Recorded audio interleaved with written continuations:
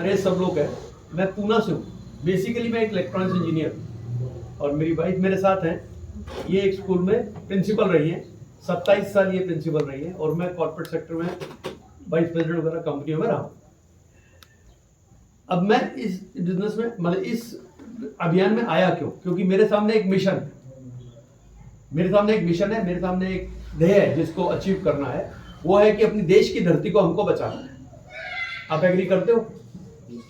देश की जमीन खराब हो गई है, नहीं है तो मैं उसके लिए बता देता हूँ जानकारी के लिए।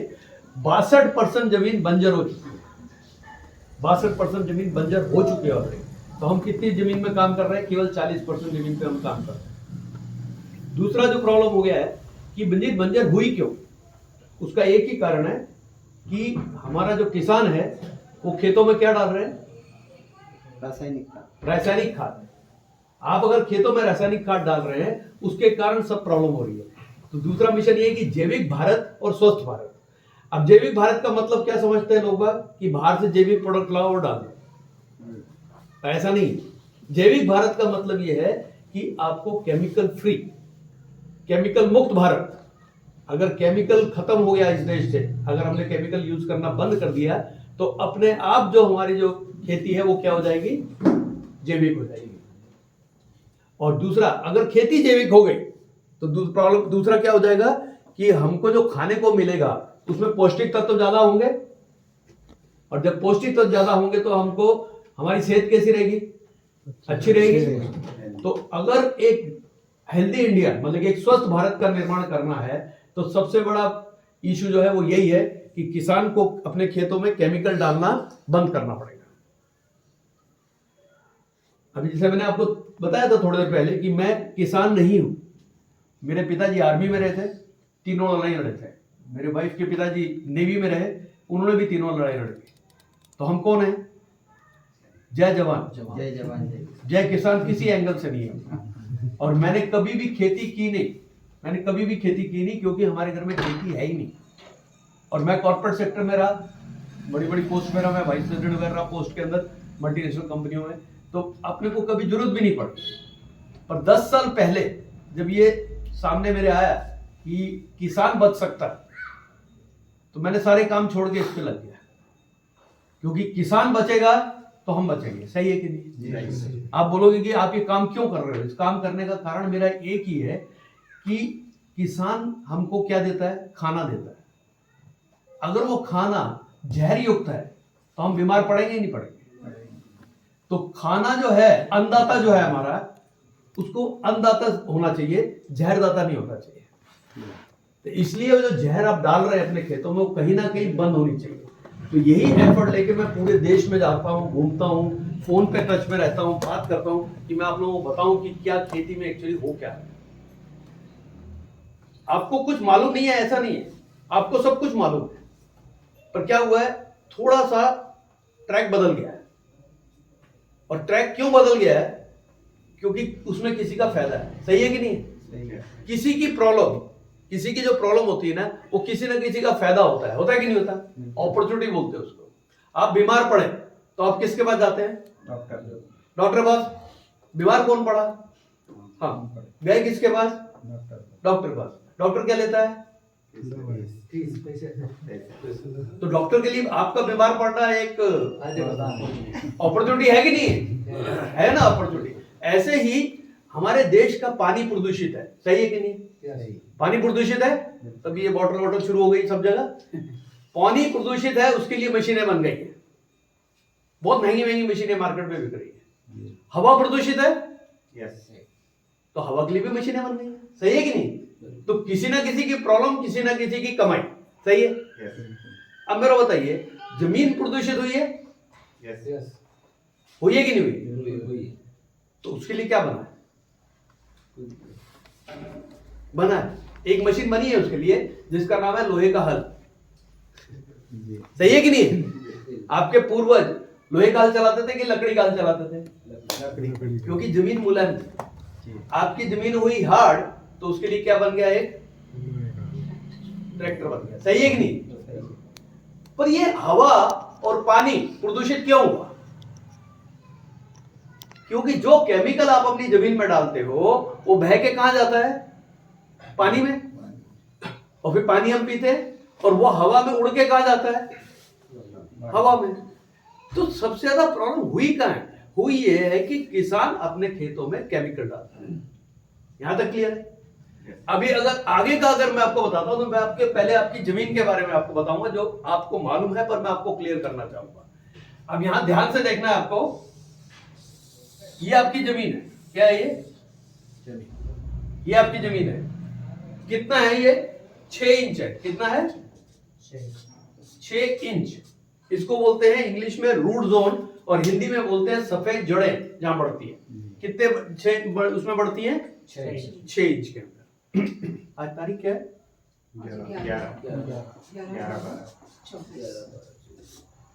6 इंच का रूट जोन है जिसके अंदर सफेद जड़ें बनती है। सही है? अब आपने अपने खेत में आप क्या क्या डालते हैं? क्या क्या डालते हैं अपने खेत में? यूरिया, डीएपी, सुपर फॉस्फेट डालते कि नहीं डालते?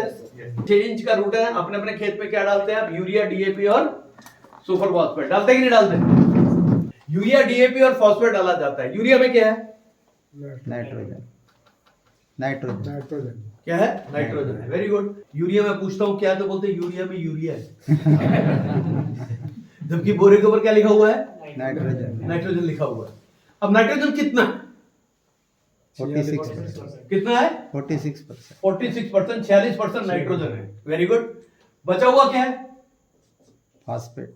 ये बचा हुआ क्या है? Raw material. मालूम नहीं। जी। मालूम नहीं। मेरा ये पूरे 10 साल में मैंने देखा हुआ है, मैं जब भी नए किसान से पूछता हूं उसको ना तो यूरिया में क्या ये मालूम है, केवल यूरिया खरीदने के लिए लड़ाई करना उसको चालू है, रोना धोना चालू है, और यूरिया से उसको टोटली प्यार है कि नहीं? बिल्कुल। तो यूरिया में 40% नाइट्रोजन होता है और 54% होता है कचरा और नमक होता है। 1968 कब से? 1968 से आप अपने खेतों में ये डाल रहे हो, क्योंकि 1968 में हुई थी हरित क्रांति जी। और केमिकल आया था। कितने साल हो गए? 50 साल के ऊपर हो गए कि नहीं हो गए? 50 साल से किसान अपने खेत में यूरिया, डीएपी और सुपर फॉस्फेट डाल रहा है, जिसके अंदर प्रॉब्लम है। नाइट्रोजन अच्छी चीज है, पर बाकी चीज तो बेकार है ना अपने लिए, वो कचरा है। आपकी जमीन हार्ड है कि नहीं है? हार्ड है कि नहीं है? आपकी जमीन हार्ड है ना, तो 4.5 इंची जमीन आपकी जो है ना वो ब्लॉक हो चुकी है। कितनी? 4.5 इंची। और 1.5 इंची में आप खेती कर रहे हो। कितने इंच में? 1.5 इंच में आप खेती कर रहे हो, बाकी 4.5 इंची ब्लॉक हो चुकी है, हार्ड हो चुकी है, उसमें व्हाइट रूट्स का डेवलपमेंट नहीं हो रहा। अब क्या होता है, इसके ऊपर एक पेड़ लगता है नहीं, कोई भी पेड़, कोई मतलब नहीं है क्या पेड़ है, क्या फसल है, कुछ मतलब नहीं है। और व्हाइट रूट कहां मान रहे हैं? कितने इंच में? 2 इंच। 1.5 इंच मान रहे हैं। सही है कि नहीं? अब दूसरा प्रॉब्लम क्या खड़ा हो गया है, आपकी जमीन में ऑक्सीजन जो है वो कम हो गया है और कार्बन डाइऑक्साइड जमीन में बढ़ गया है। जहां पे ऑक्सीजन कम होता है वहां पे बीमारियां चालू हो जाती है, बढ़ती हैं। जब बीमारियां बढ़ती हैं तो आप क्या करते हैं? मार्केट में जाके दवाइयां लाते हैं और खेत में डालते हैं। सही है कि नहीं है? ये होता है कि नहीं होता है? हाँ। और जहां पे ये प्रॉब्लम होती है, सबसे बड़ी प्रॉब्लम वहां पे दूसरी होती है कि आपकी जमीन में केचुआ दिखता है क्या? नहीं कहां गया केचुआ? कहां गया? मर जाते हैं। रासायनिक डाल के खत्म कर दिया। हाथ डाले क्या हुआ? कहां गया? गया कहां? मर गए सब। मर गया। सही है ना? हर एक किसान क्या बोलता है? केचुआ मर गया।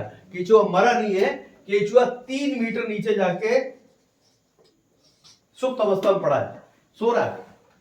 क्योंकि वो काम कब करता है? जब ऑक्सीजन होता है तब। अब क्या काम करता है ये समझने की कोशिश करिए। ये क्या करता है? जाते हुए और आते हुए जमीन में 2 छेद करता है। क्या करता है? छेद करता है। 2 छेद करता है। जाते हुए छेद करता है, फिर आते हुए जमीन में छेद करता है। अगर ये छेद करेगा जमीन मुलायम होगी कि नहीं होगी? होगी ना? ये करना बंद कर दिया उसने। दूसरा, ये खाता क्या है? मिट्टी। अपने वेट के हिसाब से मिट्टी खाता है। अगर वो 10 ग्राम का है तो 10 ग्राम मिट्टी खाएगा, 7-8 ग्राम का तो 7-8 ग्राम मिट्टी खाएगा।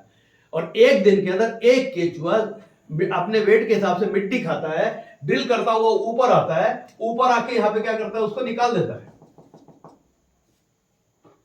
इसको बोलते हैं केचुआ खाद। क्या बोलते हैं? केचुआ खाद। केचुआ खाद, जो वर्ल्ड की अप्रतिम खाद है। मिल रही है क्या? और चौथी कक्षा से आप पढ़ते आ रहे हो कि किसान का मित्र कौन है? तो कहा गया हो गया, मित्र को बंद कर दिया ना हमने, इसलिए ये सब प्रॉब्लम खड़ी होगी। अब जब ऑक्सीजन कम होता चला जा रहा है तो जमीन में विषाणु बढ़ गए और जीवाणु कम हो गए। हो गई कि नहीं हो गई? विषाणु बढ़ गए और जीवाणु कम हो गए। विषाणु बढ़े तो आपने क्या किया? बाजार से पेस्टिसाइड खरीद के जमीन में मारा। उससे विषाणु तो मरे ही मरे, साथ में कौन मरा? मरे कि नहीं मरे? क्योंकि वो सूक्ष्म जीवाणु होते हैं। 1 ग्राम मिट्टी में आपकी जमीन में 1968 से पहले जब आपकी पूर्वज खेती किया करते थे तो 10 करोड़ से लेके 20 करोड़ तक हुआ करते थे, उससे भी ज्यादा। आज आपकी जमीन के अंदर 1 ग्राम मिट्टी में 1 करोड़ के नीचे। ये 13 मिनट में मरते हैं सर। कितने मिनट में? इनकी जिंदगी होती है 13 मिनट की। ये 13 मिनट में एक जूनी मरती है, दूसरी जूनी पैदा होती है। खाते क्या है? मिट्टी। और मरने के बाद वो क्या बनते हैं? आपकी जमीन में क्या बन जाते हैं? खाद बन जाते हैं। अब मेरे को बताइए, जो प्रक्रिया आपकी 10 से 20 करोड़ में हो रही थी, आज वो प्रक्रिया कितने करोड़ में हो रही है? 1 करोड़ में। इसकी आपकी जमीनें 10 से 20 गुना ऑलरेडी बंजर हो चुकी है। और अगर यही काम हमारा चलता रहा, यूरिया से मोहब्बत, तो ये 0 पे चली जाएगी। उस दिन आपकी जमीनें बंजर हो जाएंगी पूरी तरह। आपकी जमीन में कुछ भी निकलेगा नहीं। अभी ये बनी खाद, सफेद जड़ें कहां पे हैं? ऊपर है कि नहीं है? अब सफेद जड़ों का काम क्या होता है? सफेद जड़ों का काम होता है कि यहां से खाना उठा के पत्तों को देने का। सफेद जड़ें कहां पे हैं? खाद कहां बन रही है? और कितनी बन रही है? कम बन रही है। सही है कि नहीं है? अब खाद कम बन रही है तो यहां से खाद उठाने की प्रक्रिया कम होगी कि ज्यादा होगी? कम होगी। तो आपके पत्ते आज की डेट में पीले होते कि नहीं होते? सुखड़े होते कि नहीं होते? होते हैं ना।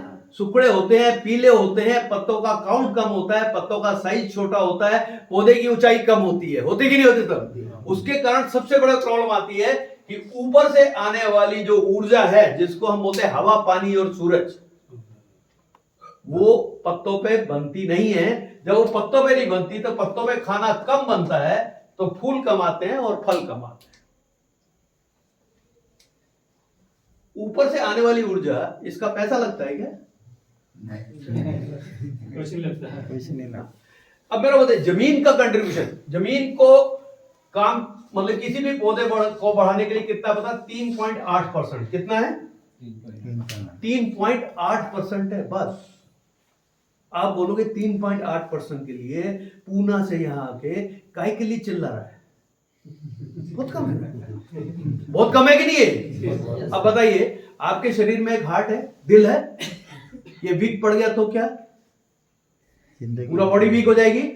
और ये बंद हो गया तो राम राम सत्य है, मुर्दा साला मस्त। कंधे उठा लेंगे 4 लोग। सही है कि नहीं है? आपके खेत के अंदर ये केचुआ और जीवाणु आपके खेत के दिल थे, जिनसे हम खेल गए।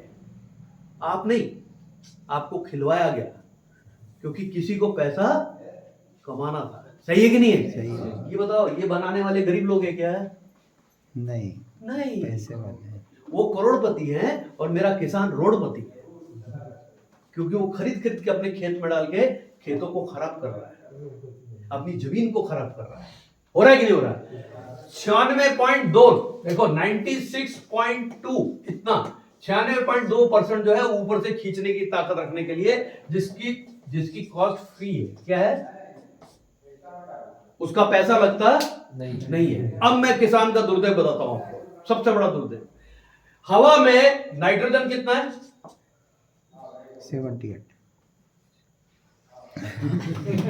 हवा में नाइट्रोजन कितना है किसी को मालूम नहीं। 78% नाइट्रोजन है। कितना है? हवा में नाइट्रोजन जो है 78% है। और किसान का दुर्दैव एक है, मार्केट में जाके 46% नाइट्रोजन कचरे के साथ खरीद के जमीन में डाल के जमीन को खराब कर रहा है। ये 78% खींचने की ताकत बढ़ा नहीं रहा।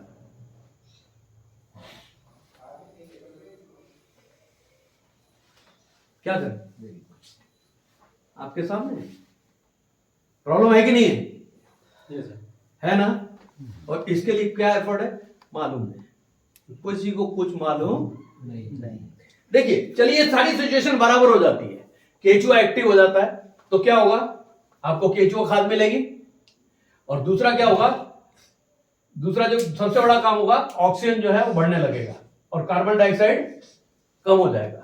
जब ऑक्सीजन बढ़ेगा तो क्या होगा? केचुआ एक्टिव भी रहेगा और केचुआ जमीन में छेद भी करना शुरू कर देगा। सही है?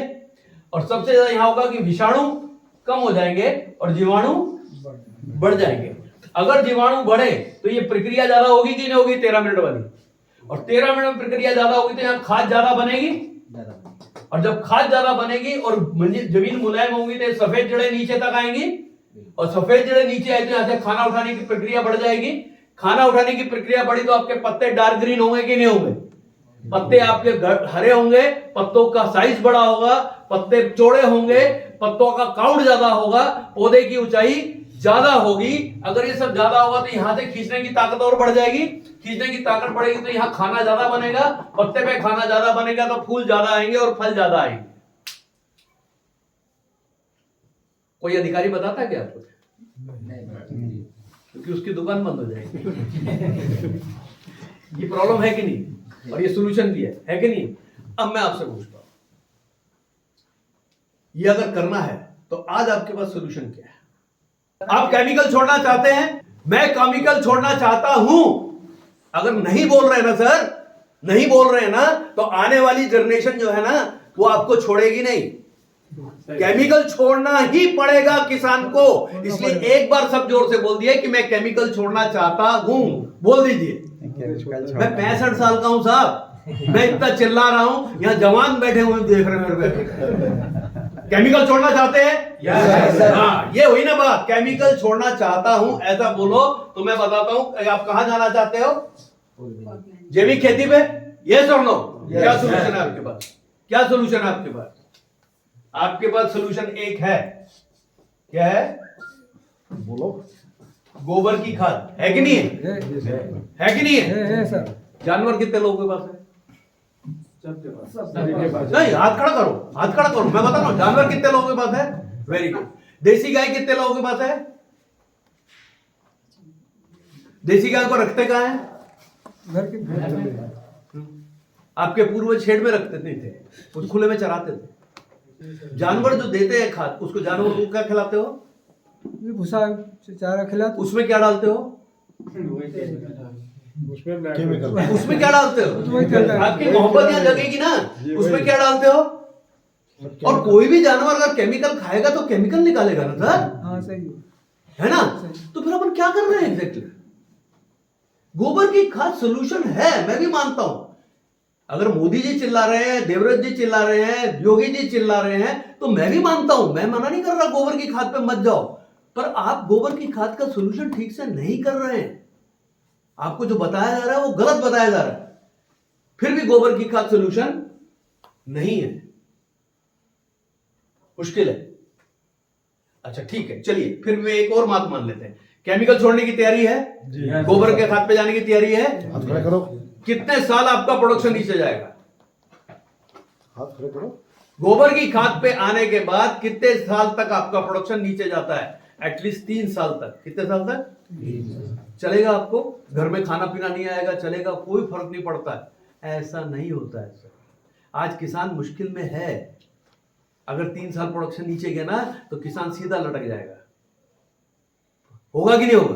1 ही साल में। तो आप वो 1 ही साल में। तो प्रॉब्लम है कि केमिकल छोड़ के गोबर की खाद पे आना भी सोल्यूशन नहीं है। अच्छा अगर ये सोल्यूशन होता, मैं मानता हूं आपकी बात, अगर ये सोल्यूशन होता तो आदमी जब ये आप मीटिंग अटेंड करने जाते हो ना, वहां पे आपको दिखाया जाता है गोबर की खाद यूज करो, ये करो, आप एकदम एक्साइटेड होकर आते हैं घर में, सब बंद आज से गोबर की खाद, और साल के बाद फिर केमिकल पे क्यों आते हो? क्यों आते हो केमिकल? क्योंकि गोबर की खाद राइट सोल्यूशन नहीं है आपके लिए, लेना सर उसमें, क्योंकि नहीं है, ये अवेलेबल नहीं है ठीक आपको, इसलिए यहां पे प्रॉब्लम आ रही है कि आप कहां जाएं, आपको समझ में नहीं आ रहा, नहीं समझ में आ रहा ना, तो मैं आपको समझाता हूं। यहां पे आपके पास एक ही विकल्प है जिसका नाम है, क्या नाम है इसका? ये सामने पड़ा प्रोडक्ट, ये अकेला एक सोल्यूशन है, वर्ल्ड में किसी के पास ये सोल्यूशन नहीं है सर। ये कहां मैंने बनाया देखिए, जब तक आपकी केमिकल यूज कर रहे हैं और जब तक ऑर्गेनिक बजा रहे हैं, मल्टीप्लायर का इस्तेमाल करिए, आपको सारी चीजें मिल जाएंगी वहां से। प्रोडक्ट का नाम क्या है? क्या नाम है प्रोडक्ट का? मल्टीप्लायर। इंग्लिश का वर्ड है, हिंदी में मल्टीप्लायर का मतलब होता है गुणा। ये क्या करता है पता है? केचुओ की गुणा करता है, केचुओ को एक्टिव करता है।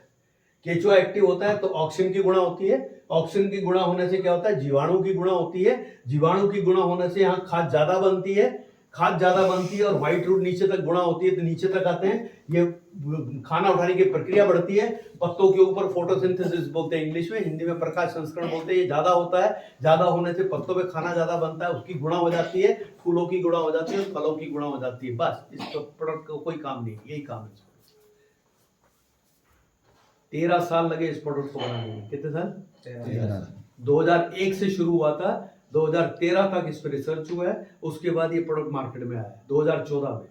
370 किसान थे हमारे साथ, कई साइंटिस्ट थे हमारे साथ, हमारे अमरजीत चौरसिया सर जो हमारे सीएमडी जिन्होंने प्रोडक्ट बनाया है, वो खुद एक किसान है। 26 एकड़ लैंड उनके, जहाँ पे ये इसके ऊपर काम होता रहता है, वहाँ हमारी फैक्ट्री है, सब कुछ किया उन्होंने। उनके पास जब उन्होंने पहले खेती नहीं कर रहे थे मल्टीप्लायर के साथ, उनके पास 200 गायें थी, उनके पास लेबर थी, 40-50 लेबर थी।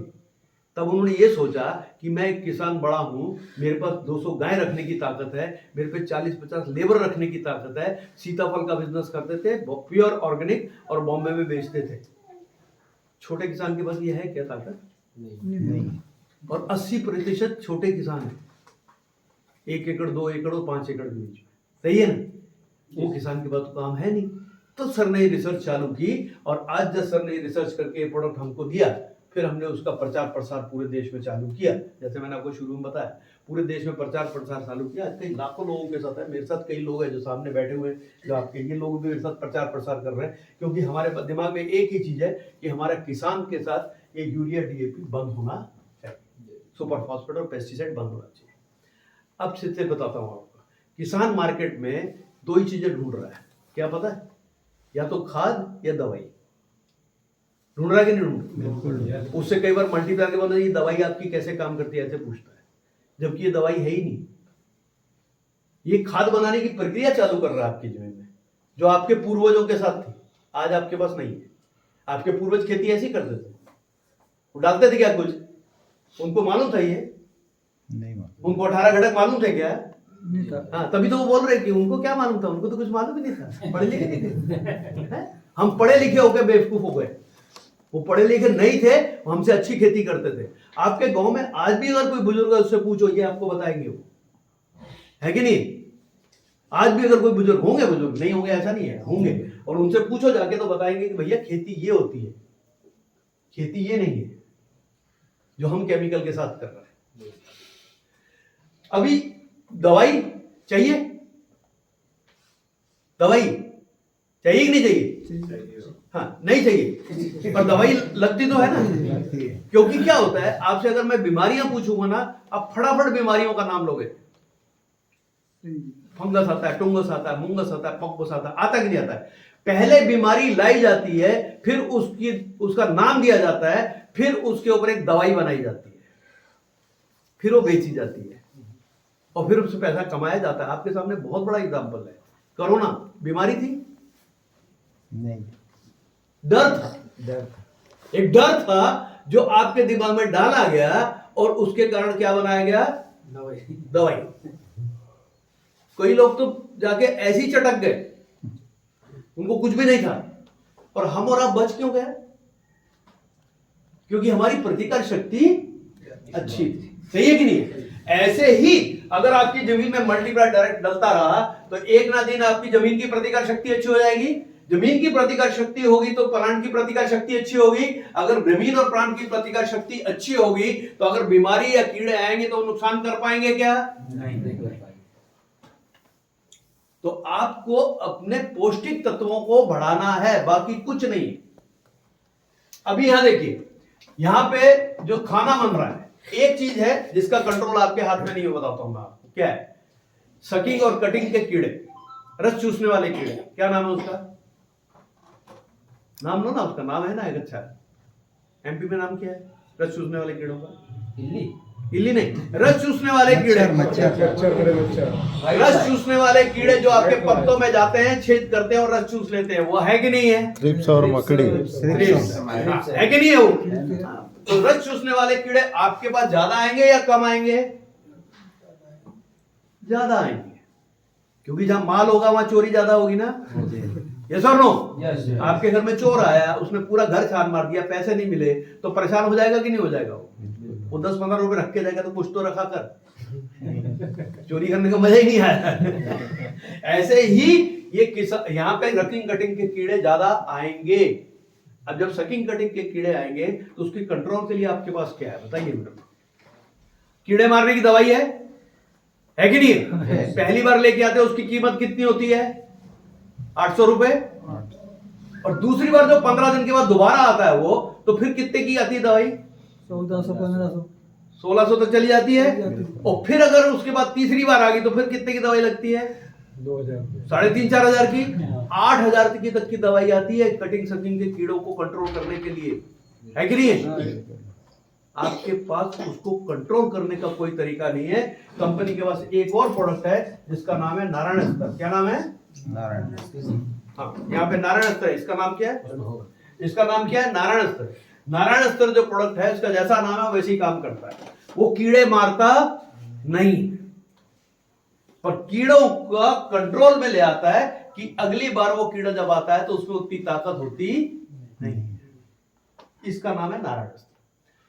पहली बार अगर इसका आपने स्प्रे किया पेस्टिसाइड के साथ, कीड़े मरेंगे। दूसरी बार जब कीड़ा आएगा ना तो उसकी ताकत नहीं होगी। क्या? 2 ताकतें खराब कर देते हैं। एक तो उसका प्रयोजन, रिप्रोडक्टिविटी जिसको बोलते हैं, वो प्रोड्यूस नहीं कर पाएगा। दूसरा, उसके खाने का डाइजेस्टिव सिस्टम खराब हो जाएगा, वो कुछ खा ही नहीं पाएगा। तो अपने आप मर जाएगा कि नहीं मर जाएगा? तो कंट्रोल में आएगा कि नहीं आएगा? आपको एक पंप जो है वो पेस्टिसाइड मारने का करीब 100 से 150 रुपए का पड़ता है कि नहीं पड़ता? यस और नो? पड़ता है। और कंट्रोल में आता नहीं है। 100-150 का 300 हो जाता है, फिर 400 हो जाता है, फिर 500 हो जाता है, पर वो मरता नहीं है। वो कीड़ा बार बार आता रहता है। अगर इससे कंट्रोल हो जाए तो इसके पंप की कीमत कितनी पता सर? अगर आप 5 ml यूज करते तो 12 रुपए, अगर 24 रुपए 10 ml यूज करते तो केवल 24 रुपए कीमत है। और केवल 2 स्प्रे अगर आपने मार दिए 24 रुपए के, तो आपके पूरे कटिंग और सकिंग के कीड़े कंट्रोल में आ जाते हैं। आपका इनपुट कॉस्ट कम हो रहा है कि बढ़ रहा है? कम हो रहा है ना। तो अगर आपका इनपुट कॉस्ट कम हो रहा है और अगर आपका आउटपुट मल्टीप्लायर को पहली बार डालने से 25 से 50% प्रोडक्शन बढ़ के मिलता है, और इसका अगर कंटिन्यूस इस्तेमाल आपने किया 5 से 7 साल, तो 3 गुना प्रोडक्शन आपका बढ़ जाता है। तो अगर आपके एफर्ट कम और ज्यादा में हो रहे हैं, इनपुट कम है, आउटपुट बढ़ रहा है, और सबसे बड़ी बात क्या है? केमिकल फ्री हो रहे हैं आप। और दूसरा, आपकी खेती जो है, आपकी जमीन जो है वो हार्ड होने से मुलायम हो रही है, अच्छी हो रही है। अगर ये सब चीज हो रही है और 5-7 साल में आपका प्रोडक्शन 3 गुना बढ़ रहा है, तो अच्छी बात है कि नहीं? है ना, अच्छी बात। तो अगर प्रोडक्शन बढ़ता है तो आपको ही फायदा है, मार्केट में रेट बढ़ता है। आप ऑर्गेनिक बेचते हैं तो उससे और रेट बेचता है कि मैं केमिकल यूज नहीं करता, पर इसको टाइम लगेगा, एफर्ट लगेगा। 1 दिन में 2 दिन में होगा, इसको 5 से 7 साल लग जाते हैं। ये प्रोडक्ट कंटिन्यूसली आपको यूज करते रहना है। 5 से 7 साल के बाद आपको ये प्रोडक्ट भी यूज करना नहीं है। क्यों? क्योंकि आपने अपनी जमीन के सिस्टम को बराबर कर दिया। जब आपके जमीन का सिस्टम बराबर हो गया तो इस प्रोडक्ट की जरूरत है क्या? इसकी भी जरूरत नहीं है। पर तब आपके पास जो गाय है ना, उसको जरा प्यार से रखो। वो गोबर की खाद और वो मूत्र उसको 12 महीने सड़ा के अच्छे से उसको जमीन में डालो, आपके जीवाणुओं को बढ़िया काम मिलेगा, अच्छी खाद बनेगी और अच्छा एफर्ट आएगा। अब बताइए आपका इनपुट जीरो हो गया कि नहीं हो गया? तो जो जीरो बजट फार्मिंग बोलते हैं वो ये रहती है। हमारे साथ हो चुका है। कर्नाटका में हमारे एक सर हैं जिन्होंने प्रोडक्ट 5 से 7 साल यूज किया है। आज 8वें साल में उन्होंने ना यूरिया डाला, ना डीएपी डाला, ना सुपर फेस्फेट डाला, कोई पेस्टिसाइड नहीं डाला, ना मल्टीप्लायर डाला, केवल पानी छोड़ा, गन्ना 3 मंजिल ऊपर गया। वो हैरान हो गया बात, केवल पानी छोड़ा। इसका मतलब किसान को ना तो खाद की जरूरत है ना दवाई की जरूरत है। उसका कारण बताता हूं मैं आपको। जंगल में आज भी पेड़ लग रहा है कि नहीं लग रहा? लग रहा कौन डाल रहा है उसको यूरिया डीएपी? वहां भी जमीन ही है ना। चलो सब छोड़ देते हैं। जब सृष्टि की रचना हुई थी तो एक आदमी और एक औरत आए थे, उन्होंने फल तोड़ के खाया था। फल कहां से आया? तब तो किसान के लिए। तो पहले क्या है? पहले क्या है? पहले प्रकृति है, पहले नेचर आया, उसके बाद हम लोग आए और हमने खिलवाड़ किया उसके साथ। आज जो प्रॉब्लम हमको फेस हो रहे हैं वो हम उसके कारण है। नेचर ने हमको सब कुछ दिया है, आज भी दे रहा है सर, पर हम नेचर को क्या दे रहे हैं कभी सोचा आपने? हम केवल उसको ये केमिकल दे रहे हैं। छोड़ना चाहिए कि नहीं छोड़ना चाहिए? अगर ये काम करना है आपको तो करना जरूरी है, क्योंकि हमको पौष्टिक तत्व नहीं मिल रहे हैं। चलिए अब मैं आपसे एक चीज और पूछता हूं। आप सब मोटरसाइकिल पे यहाँ पे आए, क्या डाला था गाड़ी में यहां तक आने के लिए? पेट्रोल डाला था, पेट्रोल से ली थी। आपका शरीर एक मशीन है कि नहीं है? ये कैसे चलती है? किससे चलती है? खाना नहीं, खाना खाने से नहीं चलती। खाने में पौष्टिक तत्व होते हैं तब चलती है। सही है ना? तो आज अगर आप केमिकल फार्मिंग कर रहे हैं तो इसमें पौष्टिक तत्व है क्या? नहीं। आपके पूर्वज जो थे वो कौन सी खेती किया करते थे? नेचुरल खेती किया करते थे। कितने किलोमीटर पैदल चलते थे? 5-6 किलोमीटर पैदल चल जाते थे वो। आज तो आप क्या करते हो? मोटरसाइकिल पे बटन दबाते हैं, ठर्र करके निकल जाते हैं। सही है कि नहीं है? आपकी जो दादी परदादी जो थी वो कितना काम करती थी?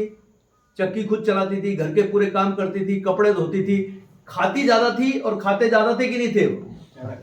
वो 15-15, 20-20 रसगुल्ले ऐसे ही खा जाते थे। आज अगर 2 खा लिए ना डब्बा हाथ में आ जाएगा। है कि नहीं? उस समय के लोग ज्यादा तंदुरुस्त रहते थे, ज्यादा ठीक रहते थे, दांत भी गिरते नहीं थे, आंखें भी खराब नहीं होती थी। उसका कारण एक ही था कि उनकी खेती में वो केमिकल डालते नहीं थे। आज हम क्या करते हैं? हमारे एफर्ट्स कम है, हमारा श्रम कम है, हम खाते कम है, और जो खाते हैं उसमें पौष्टिक तत्व नहीं है। अगर पौष्टिक तत्व नहीं है इसका मतलब एक और हुआ है। अब मैं आपसे एक और चीज पूछता हूं। 50 साल पहले आपके गांव में कितने डॉक्टर थे? कोई डॉक्टर 50 साल पहले कितने डॉक्टर? कोई डॉक्टर नहीं। पूछो, कोई डॉक्टर नहीं। आज आपके घर में कितने डॉक्टर हैं? हर एक गली में डॉक्टर बैठा है, हर एक गली में केमिस्ट की दुकान है कि नहीं? कैसे हो गया? सोचने वाली बात है ना। ये इसलिए हो गया क्योंकि किसान अपने खेतों में केमिकल डाल रहा है। हुआ कि नहीं हुआ? मेरे घर में 12 डॉक्टर है सर।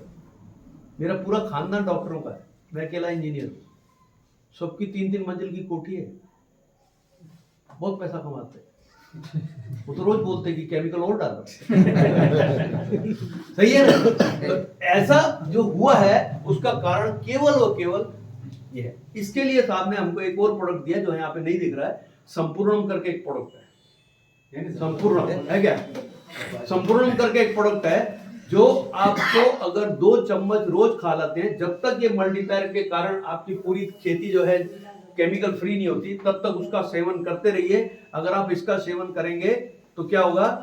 आपको कोई भी बीमारी आएगी नहीं। अगर कोई बीमारी आपको होगी तो वो जल्दी ठीक हो जाएगी अगर संपूर्णम का सेवन आप करते हैं। इसका नाम क्या है? संपूर्ण।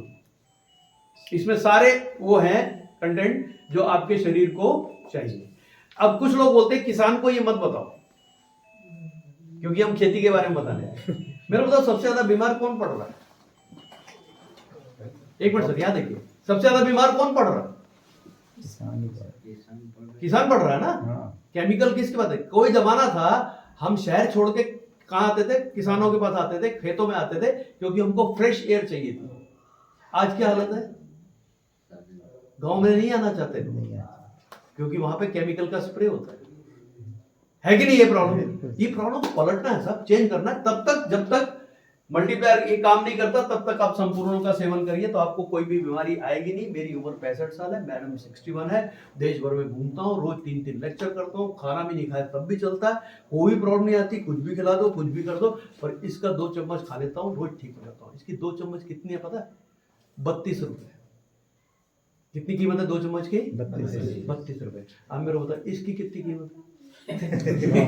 और फिर इसकी कितनी है? रात को लेके बैठे। वो शरीर अच्छा करते हैं या खराब करते हैं? खराब। वो खराब करते हैं, उसको लाइन से लगा के खरीदते हैं। यहाँ यूरिया लाइन से लगा के खरीदते हैं। सब चीजें जो खराब करने वाली है उसके लिए लाइन लगा रहे हैं, गवर्नमेंट को गालियां दे रहे हैं, पर जो चीज अच्छी है उसका सेवन कर रहे हैं नहीं। तो बस किसान भाइयों, मेरे से आपकी एक ही रिक्वेस्ट है कि कैसे भी करके ये काम करो, नहीं तो बहुत बुरी हालत होने वाली है। हमने अपनी जिंदगी निकाल दी है सर, हो गया ना? 65 हो गए और 20-25 साल हम लोग भूल के देख रहे 20-25 साल जिए, मैं जीऊंगा मैं जीऊंगा।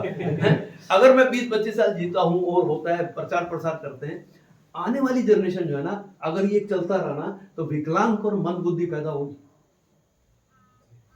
आने वाली जनरेशन आपको याद रखे कि मेरे पूर्वजों ने अच्छे काम किए थे, जैसे हम अपने पूर्वजों को याद करते हैं 1968 के पहले पूर्वज, उसके बाद के सारे पूर्वजों को हम भूल चुके हैं, क्योंकि उन्होंने हमारे देश को केवल केमिकल ही दिया है। तो मेरा तो काम ये है कि मेरी आने वाली जनरेशन मेरे को याद रखे। अगर आपकी आने वाली आपको जनरेशन याद रखे, तो चलो करते हैं इस देश को और जैविक भारत और स्वस्थ भारत। धन्यवाद।